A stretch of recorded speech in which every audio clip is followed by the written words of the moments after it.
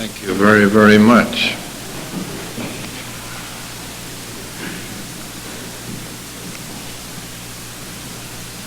We've been reminded that in reading the Bible,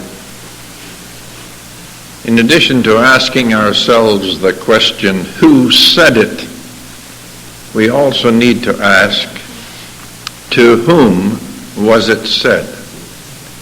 And also the next question, and what were the circumstances? That refers to a period of time, period in history, as well as the immediate circumstances.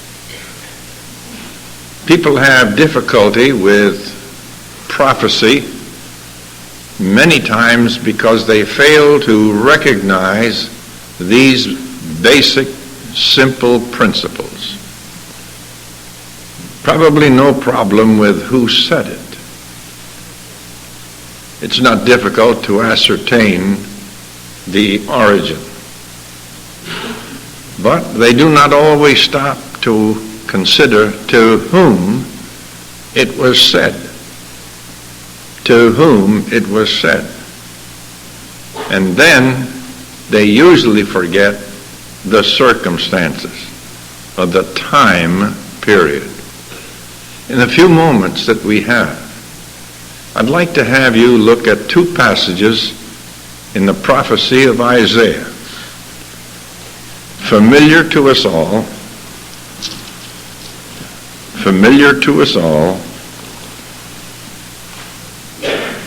and they seem to contradict one another.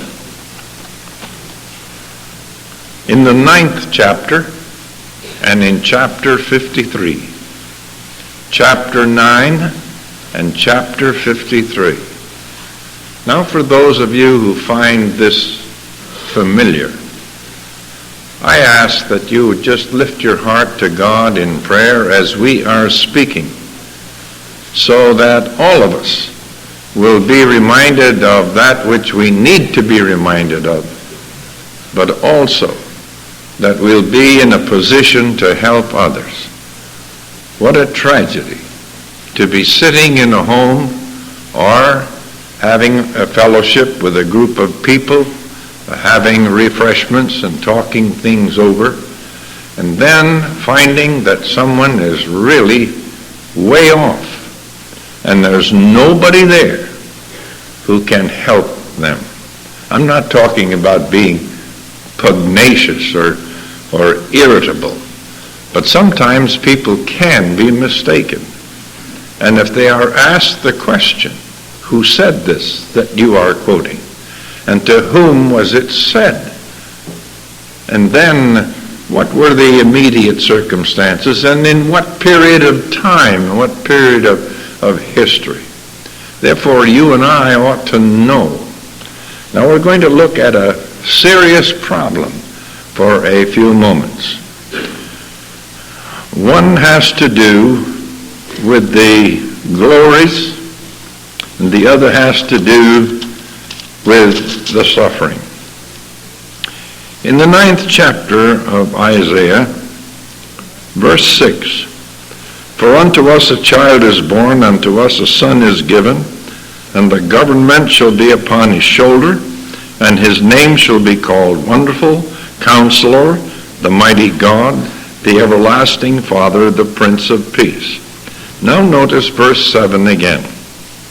Of the increase of his government and peace there shall be no end, upon the throne of David and upon his kingdom, to order it and to establish it with justice and with righteousness from henceforth even forever. The zeal of the Lord of hosts will perform this. Now this is glorious. This is wonderful.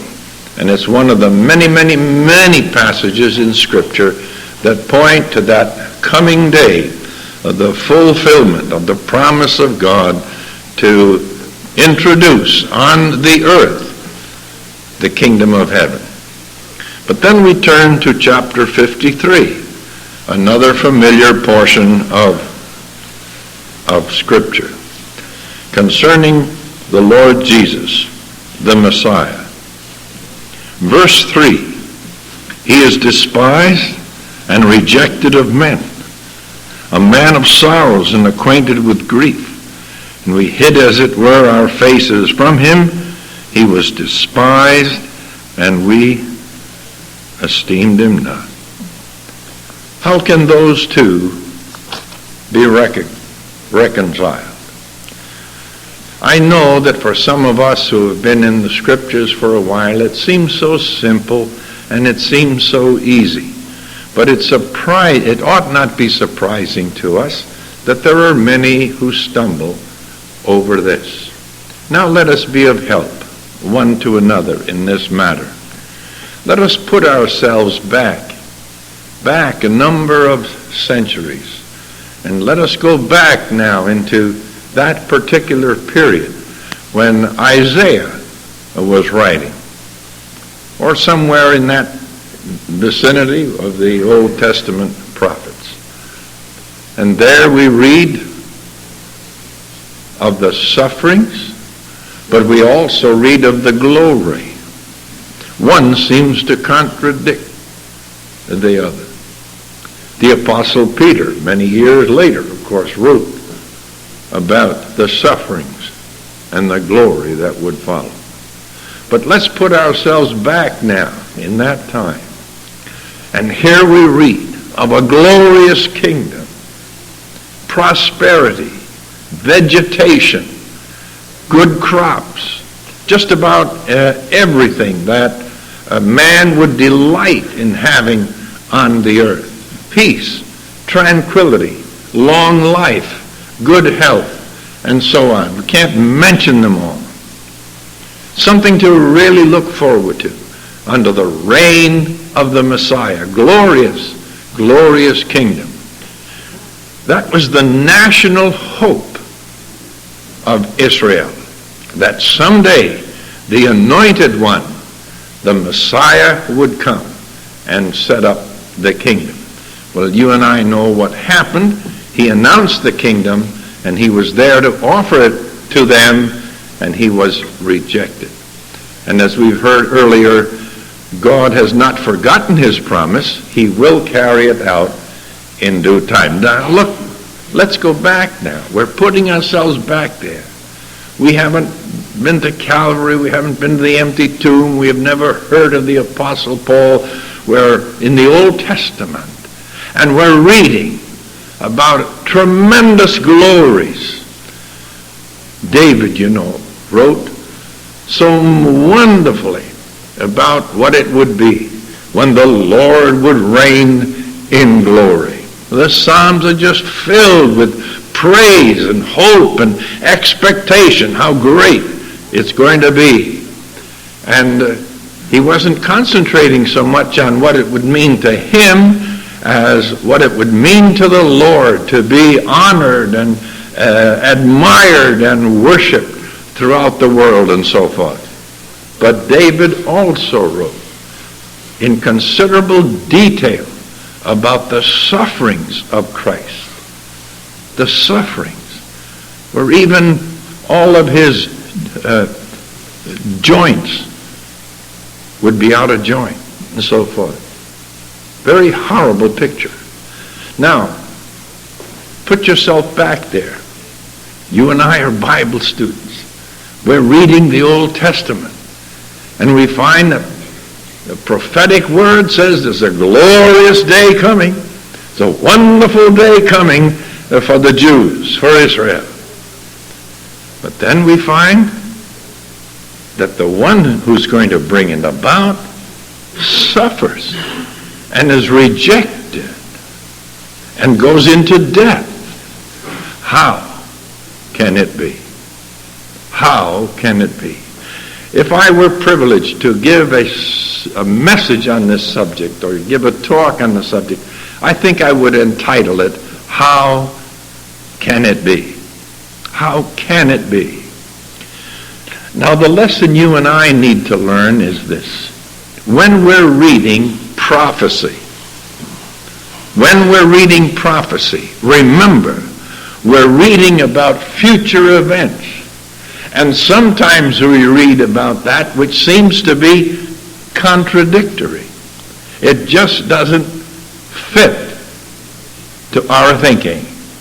And we wonder about it. We say, this is paradoxical, or this is wrong. One of these must be right.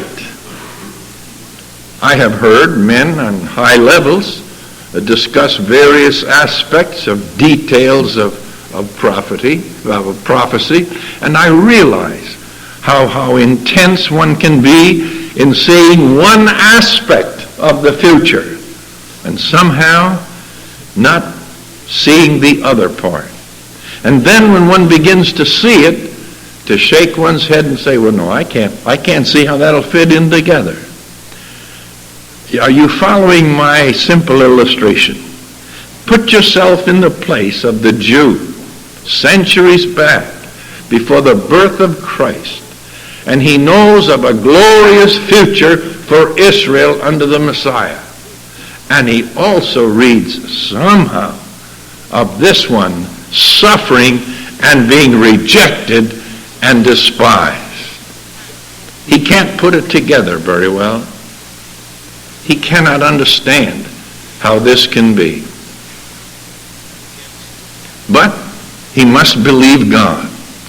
He has to say, I don't understand it all, but I believe God. You know, the Apostle Peter wrote about that. There were things that were beyond their comprehension. And you and I have to learn that here we are in the 20th century, and we're reading about things that are soon to break upon the earth, and things that will extend for 1,000 years and more, and then eternity. We read about this, realizing now that there are some things that we may not understand. But because we do not understand them, does that mean that it's not right? Does that mean that Scripture is inconsistent? Does it mean that Scripture contradicts itself? No, not at all. Now we look back at the cross of Calvary. We see the Savior rejected by Israel. We will not have this king to reign over us, or this man to reign over us. They called him man. We know no other king but Caesar. What a horrible thing for Jewish people, for Israelites, for their leaders to cry out like that, as in the parable. What an awful thing, a terrible thing. Yet they did, to their shame and to their regret. And they've suffered ever since, and are still groping in darkness, trying to find answers in materialism or philosophy. And the answer is in the one they rejected. Now you and I see this. We saw it happen. We've read about it. It's history to us. And we look back and see that their rejection provided the sacrifice for the whole world. We see that now. We understand it fairly well. He rose again from the dead, a victor, so that God used the wrath of man to fulfill his purpose. The eternal counsel of God was fulfilled. His plan was fulfilled. By his foreknowledge, cruel hands nailed his son to the cross. But it was part of the great plan whereby deity would suffer for the creation. You and I sing about it. We rejoice in it. It is tremendous. And praise God for that. But remember that in all Scripture, you and I are going to find that which seems, listen, I repeat, seems to be in contradiction. Because we only know in part. We only see in part. We are far more limited than we realize. Someone has said that the minister at 25 knows twice as much as when he becomes 50. And I think it's true, because there's a feeling of assurance. I've learned the doctrines and the great topics and so forth, and he feels confident. And yet as time goes on, he begins to realize that there is so much more to learn, by which to grow and develop and share with others. So when you come upon a portion of Scripture that seems to somehow contradict another, I may not be able to give you the answer. I don't know if anyone might answer all of the questions that arise in a person's mind, but remember this: God said it. He knows how to do it. Oh God, how could you possibly send a great commander and take over the reins of government and rule on the earth in power and splendor and glory, and at the same time have him crushed and crucified? How could you do it? But he did it. There are many things we do not understand about the future, but there are certain things we do know, and that is that those who have put their trust in the Lord Jesus Christ will be caught up in the rapture to be with him. And while we are with him in the glory, some of those details may not be clear to all. While we are there, horrible waves of judgment are poured out like a flood upon mankind. And were it not for the fact that those days were shortened, there'd be no survivors. That's how intense it would be. As you heard when you were studying the book of Revelation with Dean Mangum. But we'll be there. We'll be there. Then he's going to come with his saints. He comes to reign. He comes to take over that which was his from the very beginning and demonstrate his power and his great glory. Are you on the victory side? Are you on the winning side? Give yourself over to the Lord Jesus Christ. Trust him as your personal Lord and Savior. The victory that he wrought on the cross of Calvary and coming out of that tomb is the same victory he has for you in this life and in this day. Trust him. Let us pray.